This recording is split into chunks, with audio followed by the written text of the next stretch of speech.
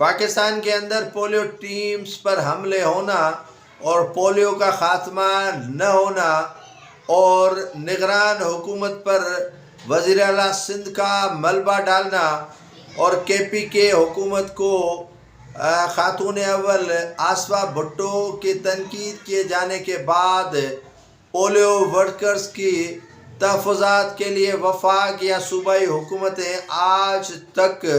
کوئی ایفرٹس نہیں لے سکیں۔ بلوچستان میں حملے ہوتے ہیں، بنو اور کوہاٹ میں حملے ہوتے ہیں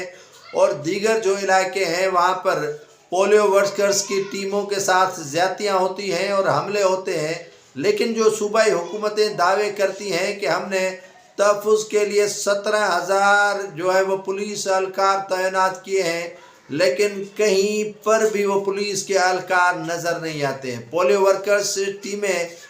جو ہے وہ اپنی جان پر کھیلتے ہوئے پولیو مہم کو کامیاب کرنے کی کوشش کرتے ہیں، لیکن 30 برس بیت چکے ہیں پاکستان میں پولیو مہم کو شروع ہوتے ہوئے، لیکن ان کے بعد جن ممالک میں پولیو مہم شروع ہوئی وہاں پر پولیو کا خاتمہ ہو گیا، لیکن پاکستان کے اندر آج بھی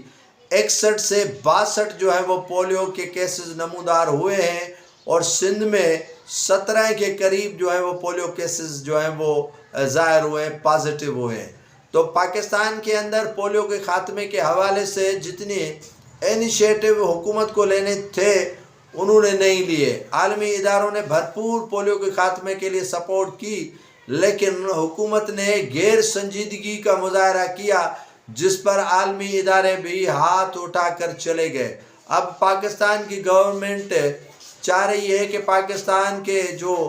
مختلف صوبے ہیں ان میں پولیو کا خاتمہ کیا جائے، لیکن پولیو کے خاتمے کے لیے